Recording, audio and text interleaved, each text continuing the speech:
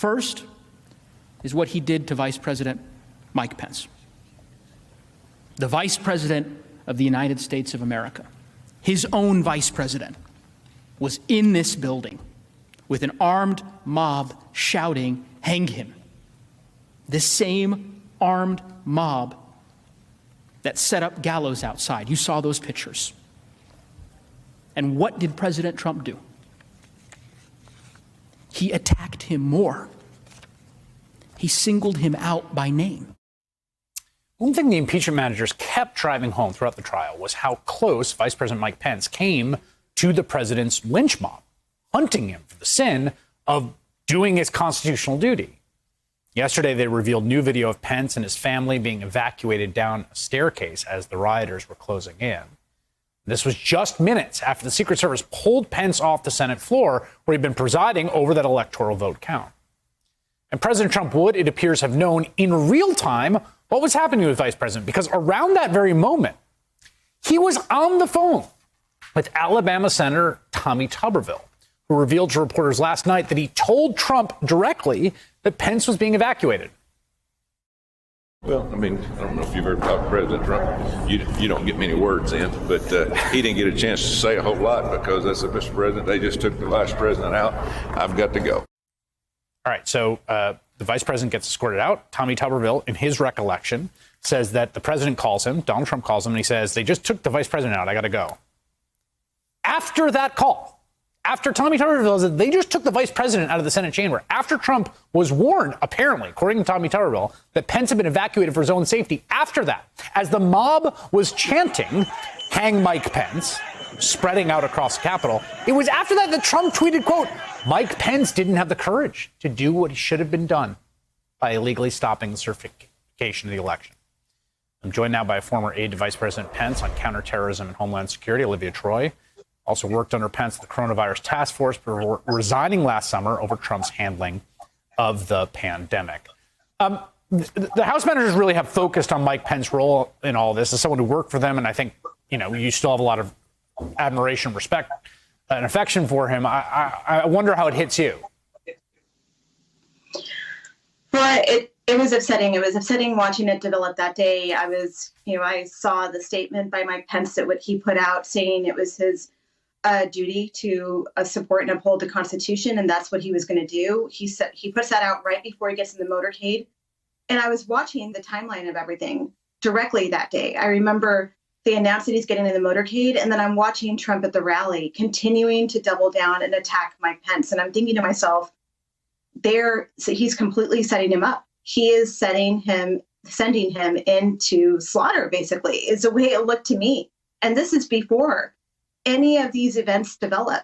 And so then we see the tweet and the doubling down language, and to see the footage of watching the current vice president at the time being escorted out with his family, with his daughter, and watching a Secret Service guy that I knew well when I was working for Mike Pence with his hand on his back. You don't see that. You don't see that happen every day. You don't see Secret Service touching the vice president, but you're clearly in a hurry to get him out of there. And to know that Trump knew at that moment, and he still doubles down, says everything. It's just appalling. Yeah, the setting him up is a good point, because even when he gave that speech, he knew what Pence was going to do, because Pence had already issued the letter, which is, I think, a key point. I want to also, I have to say, in my view, no one deserves to be stalked by a mob, certainly not Mike Pence, but Mike Pence knew what he was getting into with Donald Trump. I mean, he knew he was a snake when he took it in, and he was loyal to him to the very end. But it's remarkable to me that other Republicans don't watch that and think, maybe there's a lesson for me here. Here's John Cornyn basically doing a Mariah Carey of I don't know her about Mike Pence. Take a listen. Do you know if any Senate Republicans have checked in with Vice President Pence to see how he's doing? Say that again? Has anyone checked in with Pence to see how he's doing? I haven't talked to him. I heard he moved back to Indiana. Mike Pence, yeah, who's he? It just seems to me so obvious, and this is clearly the point of the House impeachment managers, you're the next Mike Pence, everybody, all you Republicans, clearly. Well, and this is something that I think Republicans know fairly well. They've seen this play out repeatedly throughout the Trump administration, right? This isn't the first time that Trump has thrown someone under the bus that served under him or for him. And so what is really just, you're right, doubly more exciting is you have a group of Republicans who have spent a lot of time with Mike Pence, right? He was the president of the Senate. They have negotiated deals with him. They call him, they talk to him all the time. This is someone who's been in the Republican establishment for way longer than Donald Trump, years before. And they don't care. They don't care that his life was put at risk. And so, Americans should be watching. The voters should be watching during this impeachment trial, because any Senate Republican who doesn't vote to convict when the evidence is so clear, cut, and dry is complicit in this entire thing. And they're saying, doesn't matter. Mike Pence, he did his duty. He upheld the Constitution. We're going to double down.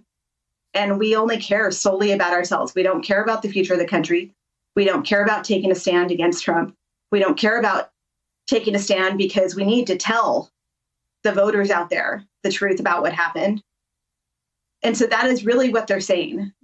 They're going to vote. Yeah. And if they vote to acquit him, I don't know what that says for these Republican enablers going forward. And I think they should be held accountable. If not, by resigning, the voters need to hold these people accountable. This should never happen again. Hey, thanks for watching our YouTube channel. You should know that you can follow today's top stories and breaking news and catch up on your favorite MSNBC shows all in one place. Download the NBC News app today.